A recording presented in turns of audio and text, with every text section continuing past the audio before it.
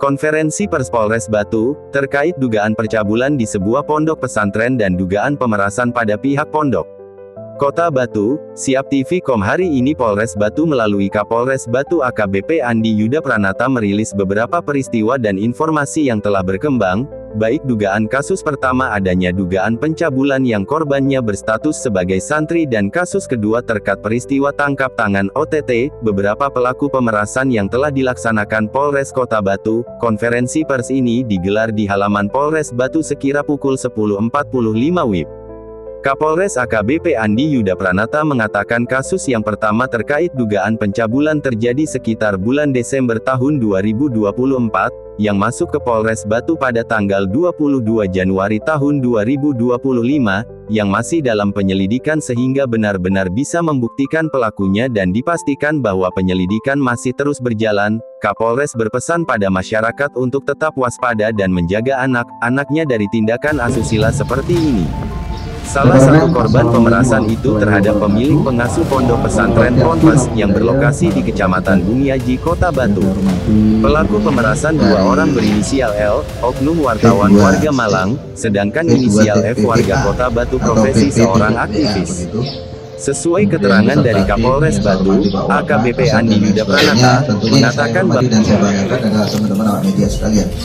Jadi mohon maaf, saya barusan sudah mengkonfirmasi dan memverifikasi ulang. Nah, hari ini kami akan merilis beberapa sebuah peristiwa yang sudah kita ungkap, maupun ada beberapa informasi yang mungkin bergulir. Ada beberapa kasus peristiwa yang terjadi sebelumnya, jadi di luar ini. Jadi hari ini saya akan menyampaikan dua hal informasi utama. Yang pertama adalah kasus terkait adanya dugaan tindak pidana percabulan terhadap dua anak atau yang berstatus sebagai santri. Kemudian yang kedua adalah masih berkaitan dengan hal tersebut, yaitu peristiwa penangkapan secara tangkap tangan oleh Polres Batu terhadap beberapa pelaku pemerasan.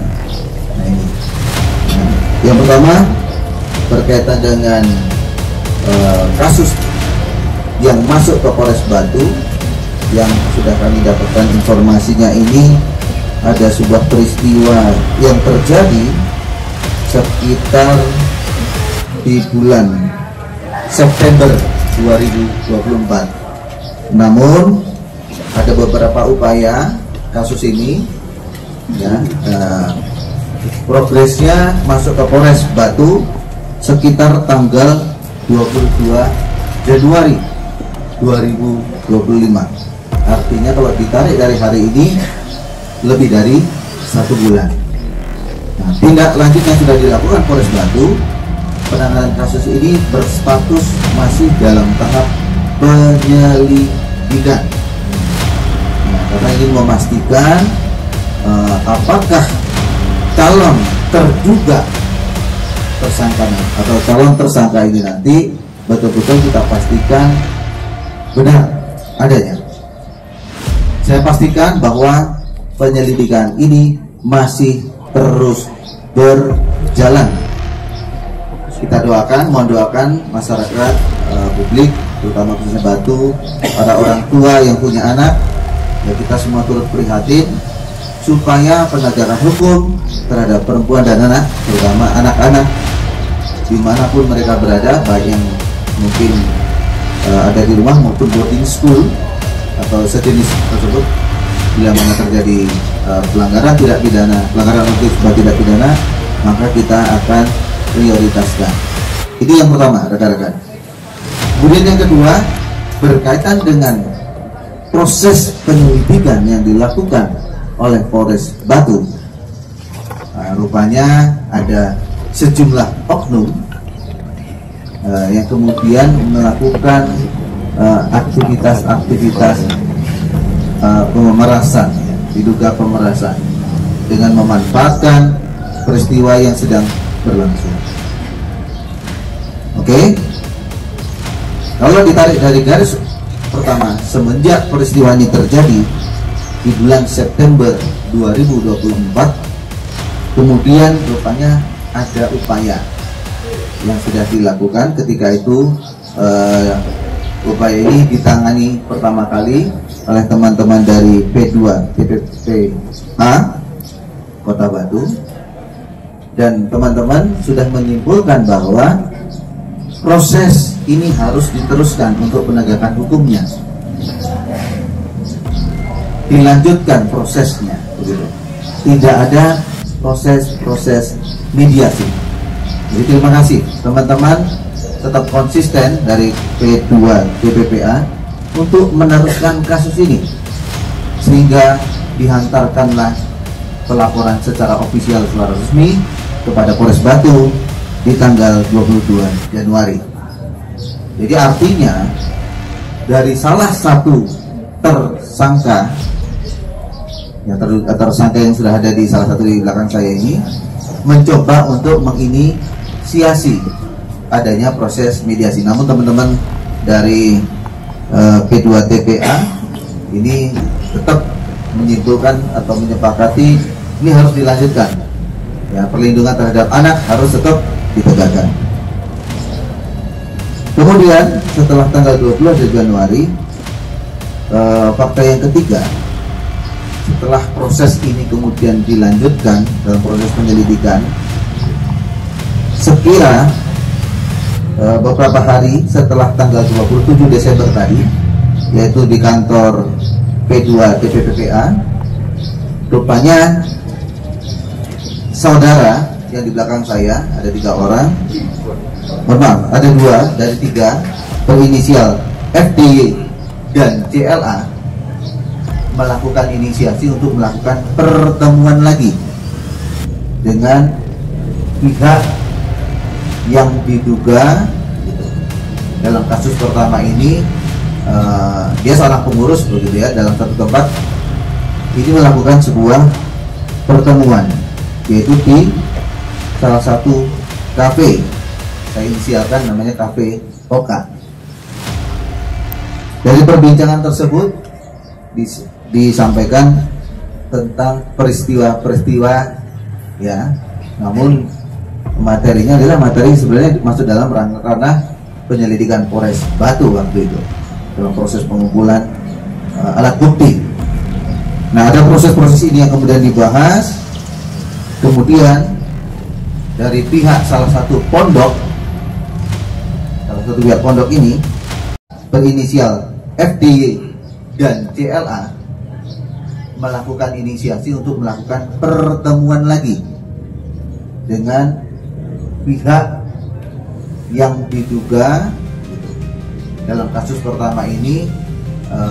Dia seorang pengurus begitu ya, dalam satu tempat ini melakukan sebuah pertemuan, yaitu di salah satu kafe, saya inisialkan namanya Kafe Oka. Dari perbincangan tersebut disampaikan tentang peristiwa-peristiwa ya, namun materinya adalah materi sebenarnya masuk dalam ranah penyelidikan Polres Batu waktu itu dalam proses pengumpulan alat bukti. Nah, ada proses-proses ini yang kemudian dibahas. Kemudian dari pihak salah satu pihak pondok ini kemudian diminta untuk menyiapkan uang sebesar 40 juta rupiah yang arahnya adalah digunakan untuk menutup kasus-kasus ini dan diberikan kepada sejumlah awak media. Sekali lagi, meminta uang sebesar 40 juta untuk diberikan kepada sejumlah awak media. Ini narasi yang dibangun begitu ya. Rencana pembagian distribusinya adalah saudara FDY menerima sebesar 3 juta, kemudian YLA menerima 15 juta rupiah, 22 juta digunakan oleh YLA. FDY sebesar 3 juta rupiah. Oke. Mohon maaf, untuk yang 15 ini ada salah satu lagi inisial F. Jadi saya ulangi lagi, dari 40 juta 3 juta FDY, kemudian 15 untuk saudara F dan 22 juta untuk saudara YLA. Rupanya tidak cukup sampai di sini. Komunikasi terus berlanjut. Nanti isinya bisa dilihat rekan-rekan sekalian. Ya, komunikasinya berlanjut antara saudara YLA dan FDY. Kemudian fakta berikutnya adalah membuat satu nomor tertentu, kemudian membunyikan teks narasi yang kemudian disampaikan kepada pihak pondok lagi. Ya, ini terjadi di tanggal 8 Februari 2025. Selanjutnya di tanggal 11 mendapatkan respon balik dari pihak pondok untuk menyiapkan uang sebesar 340 juta rupiah. Jadi sekali lagi tanggal 11 Februari 2025 pihak pondok merespon dengan menyiapkan uang sebesar 340 juta rupiah dengan cara 2 termin. Termin yang pertama 150 juta rupiah, kemudian nanti dijanjikan sisanya 5 hari kemudian. Nah, pihak pondok merasa ini ada aktivitas pemerasan, kemudian melaporkan kepada Polres Batu. Selanjutnya dalam proses tanggal 12 Februari 2025 kami berhasil mengamankan di salah satu kafe, yaitu saudara YLA dan saudara FDY. Setelah menerima uang dari pondok yang diberikan dengan TKP di salah satu resto yang terletak di Desa Beji, Kecamatan Junrejo. Jadi modus operandinya adalah rekan-rekan sekalian, yaitu menakut-nakuti untuk mendapatkan sejumlah keuntungan berupa uang ya dalam hal ini, dan itu sudah dalam proses penyerahan pada saat dilakukan OTT. Jadi ini rekan-rekan, 2 fakta-fakta yang kami sampaikan. Mohon maaf untuk fakta yang pertama karena masih tahap penyelidikan. Kami tegaskan lagi, materi belum bisa disampaikan, namun kami sampaikan proses masih berlanjut dalam rangka penegakan terhadap 2 anak korban pelecehan, diduga pelecehan ya, di salah satu pondok yang ada di Kota Batu. Sekali lagi, ini masih proses berlanjut ya, kita akan tetap melakukan percepatan. Yang menjadi kendala kemarin adalah faktor eksternal dari Polres Batu ya, ada dokumen-dokumen yang harus kami dapatkan dulu sehingga tidak boleh menarik kesimpulan terlalu cepat untuk bisa naik ke tahap sidik. Mohon doa kepada publik, orang tua yang memiliki anak, supaya kita bersama-sama proses penegakan hukum. Ya, kami juga berharap kami bisa melakukan penegakan ini seprofesional mungkin dan seproporsional mungkin dan setransparan mungkin, rekan-rekan, sehingga tidak menjadi friksi yang muncul, gitu. Ya, kita tunggu bersama. Harapan kita penyidik, saya minta supaya segera kerja estafet, ya, kerja maraton, supaya proses penegakan hukum ini berkolaborasi juga dengan teman-teman dari P2TPA. Kemudian saya sebagai psikolog, ada satu lagi Ibu Desi, dan yang satu lagi Ibu Yoli. Jadi kami personilnya ada 4 orang. Sekarang tinggal 3. Terima kasih. Terima kasih Bu Nini. Kemudian pertanyaan yang kedua saya jawab. setelah status dijelaskan itu bukan sebagai seorang ASN, maka ranahnya tidak masuk dalam tindak pidana korupsi. Ya. Namun kita apresiasi bahwa pemerintah juga sudah melaksanakan pendekatan good governance dalam kolaborasi penegakan, tidak harus menjadi ASN ya, menjadi bagian pemerintah. Namun tugas-tugas pemerintah juga dilakukan oleh teman-teman masyarakat itu sendiri. Ya. Dan tadi Mas juga dikatakan di sekarang nggak itu nama nggak dijadikan di sana juga. Ya, sama. F juga tersangka. Berarti 3 orang dan 3 orang nggak usah ada. Oh bukan, itu hitungannya honor karena saudara F ini adalah pengacara statusnya, ya. Dan tidak menjadi bagian dalam rangkaian konspirasi yang di awal. Apa sudah dipastikan oknum ini hanya 2 tersangkanya dan apa ada yang lain lagi? Sejauh ini masih 2 ya yang disampaikan. Nanti kita tunggu bersama kalau memang dari 2 tersangka ini bisa berkembang, ya kita akan kembangkan lagi. Ya.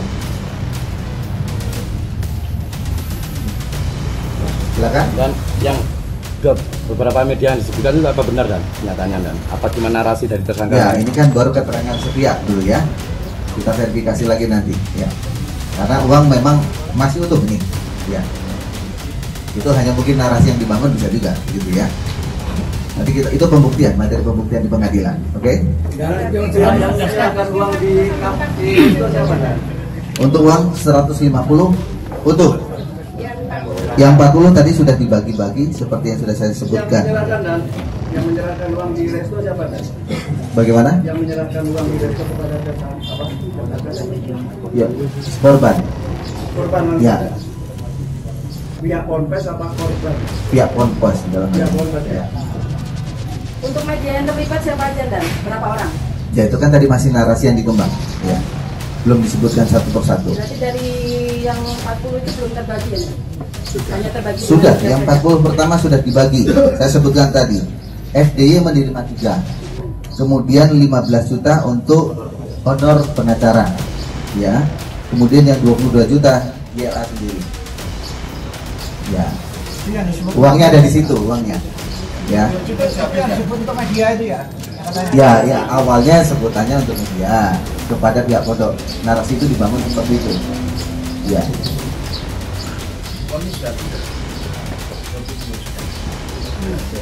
Habis. Informasi terakhir habis. Oke. Habisnya sampai ke media disebutkan atau habisnya buat dia sendiri gitu Pak? Ya, belum dikembangkan sampai seperti itu ya. Yang 150 itu untuk apa dan? Yang 150 itu ada rinciannya. Ya, narasi yang dibangun adalah biaya untuk korban, untuk penyelesaian perkara ini, kemudian pemulihan nama baik. Nah, begitu. 3 item itu. Ya. Clear ya? Cukup lengkap ya? Teman-teman ya?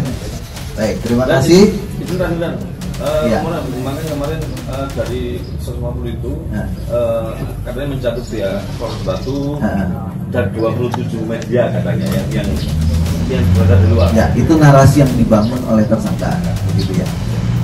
Untuk meyakinkan supaya mau ngasih uang pihak pondoknya. Begitu. Berarti indikasi katanya ada oknum polisi yang terlibat tidak ada lagi? Sejauh ini tidak ada. Ya. Bahkan yang muncul adalah ada berita WA yang seolah-olah itu WA-nya penyidik. Handphonenya sudah ada, salah satunya sudah diamankan. Ya. Narasinya nanti teman-teman langsung bisa lihat langsung nih isi WA-nya. Sudah kita frame up. Pasalnya bisa berlapis ini. Ya, nanti teman-teman gelar perkara kalau berkembang bisa bertambah. Ya. Terus PP yang diamankan. Itu tadi disebutkan ada uang, kemudian ada tas yang digunakan, ada sepeda motor untuk mobilisasinya sebagai sarana. Ini uang tasnya ya yang dipakai untuk bungkus uang dan handphone. Ini tasnya untuk uang 150 juta. Jadi ini temannya. Ya, benar ya. Ini atau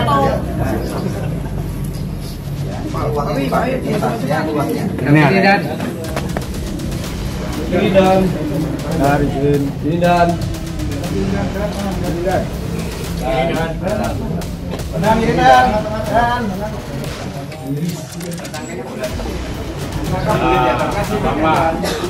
Tersangkanya kan ada berapa kan?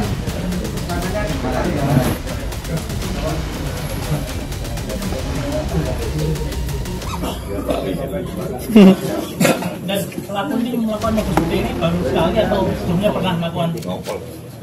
Ya, kami membuka ruang publik kepada masyarakat yang mungkin pernah menjadi korban dan mungkin ada eviden-eviden yang juga sudah bisa ditujukan kepada kami, bisa mengarah kepada pelaku, silahkan dilaporkan kepada Polres Batu. Kita terbuka ya. Baik, kalau tidak ada lagi rekan-rekan, terima kasih untuk pelaksanaan hari ini. Saya akhiri, terima kasih untuk kehadiran rekan-rekan sekalian. Wassalamualaikum warahmatullahi wabarakatuh. 4 orang P2TP2A, kebetulan saya ini kan ketua P2TP2A Kota Batu. Kami tangani, nah sementara kami menangani secara prosedural sesuai dengan SOP kami, sesuai dengan undang-undang. Terus kebetulan saya juga sebagai psikolog yang melakukan assessment awal terhadap 2 orang korban. Tapi selanjutnya kami ditinggal.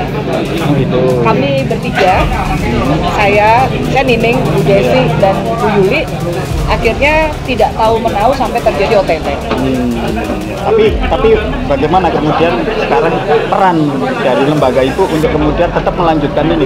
Kasus tetap lanjut, artinya kami tetap melakukan meneruskan yang pelaporan itu dan kami menyampaikan kepada pihak penyidik. Artinya kita tetap menjalankan tugas karena kalau semua pelaporan yang datang ke P2TP2A kami akan tindak lanjuti. Apakah itu terkait dengan hukum ataukah tidak? Kan tidak semua kasus yang masuk ke P2TP2A itu harus berlanjut hukum ya. Tapi kami tetap menangani sesuai SOP kami. Ya, menurut informasi yang saya terima, Bu, apakah betul terduga pelaku pelecehan itu ini juga pernah datang ke kantor Ibu untuk melakukan mediasi? Pernah. Ya. Jadi kami waktu itu ada tanggal berapa ya? Aku tadi lupa. Untuk meminta tolong untuk menyelesaikan masalahnya. Ya, jadi kami mediasi dulu dengan pihak keluarganya korban. Itu dari kan korbannya ada 2 ya. Jadi dengan pihak keluarga korban dengan terduga pelaku itu sudah pernah kita duduk bareng di ruangan P2TP2A. Tapi kemudian hasilnya adalah deadlock. Seperti itu dan ya sudah akhirnya kami prosedural saja seperti itu. Berarti pernah ada mediasi. Ada gitu. Jadi terduga pelaku dan korban ini didatangkan di di lembaga kita dan itu kita maunya berusaha sebaik mungkin lah ya gitu bagaimana, tapi ternyata deadlock ya sudah. Kita bilang ya sudah kalau begitu. Kasus-kasus seperti ini kan ordinary crime loh. Artinya apa bisa dimediasi, Bu? Sebetulnya tidak mediasi dalam arti mediasi itu damai kasusnya tidur gitu, bukan seperti itu, tetapi bagaimana supaya terduga ini kami memintanya lebih kooperatif gitu loh, tapi ternyata ya nggak bisa ngomong. Mediasinya seperti apa sih, Bu? Mediasinya kita lebih pada mengklarifikasi kejadian. Jadi kan tugas kami itu adalah harus mengklarifikasi kejadian yang sebenarnya. Saya kan asesmen korbannya, tetapi pelaku kan tidak boleh dua-duanya kita satu orang yang asesmen. Jadi lebih pada klarifikasi ini sebenarnya bagaimana dan segala macam yang terdapat di dalam sana itu bagaimana, tapi tidak dapat informasi seperti yang kita harapkan. Bu, sejauh ini berapa puluh kasus yang sudah dilaporkan, terus yang selesai berapa, Bu? Kira-kira? Banyak Mas, aku lupa kalau yang soal itu. Yang selesai berapa, Bu? Semua selesai, insya Allah semua selesai. Ada yang belum selesai karena lagi proses juga. Yang kasus pencabulan itu kami nggak bisa mengungkap ya karena itu puluhan atau SOP. Berapa kira-kira? Kami nggak bisa menyebutkan karena itu SOP kami. Jadi kasus-kasus pencabulan hal seperti itu adalah KIP. Jadi itu tidak boleh diekspos ke wartawan karena itu kode etik. Dalam kasus ini berapa kali mediasi? Yang kami lakukan 1 kali itu di ruangan P2TP2A. Setelah itu kami nggak tahu lagi. Itu tanggal berapa? 27 Desember yang ada itu 27 Desember. Setelah 27 Desember kami tidak terlibat dalam dalam proses-proses yang dilakukan oleh beliau ya. Bu, harapan dengan peristiwa ini Bu ke depan bagaimana? Artinya kan ini menampar banget lah untuk P2 PPA. Iya. Karena ya harusnya melindungi malah ketangkep OTT, seperti apa Bu tanggapannya? Kami sisa 3 orang sekarang. Kalau kami tetap sesuai dengan marwah. Kami tetap bekerja lurus, terutama untuk kasus-kasus perlindungan perempuan dan anak. Tidak ada kata aneh-aneh, kami bekerja sesuai prosedural dan insya Allah selama yang kami tangani semua baik-baik saja, tidak pernah ada komplain. Jadi kalau yang terjadi ini adalah oknum, itu adalah perbuatan pribadi yang tidak melibatkan tim. Jadi ke depan kami dengan kasus seperti ini kan kami makin hati-hati, yang tadinya sudah hati-hati sekarang makin hati-hati, dan mungkin kami akan lebih tegas lagi ketika ada hal-hal seperti ini. Kami tidak akan segan-segan untuk berkomunikasi dengan pihak kepolisian. Selama ini kerjanya kayak gimana Bu? Maksudnya kerja sendiri-sendiri atau ada koordinasi?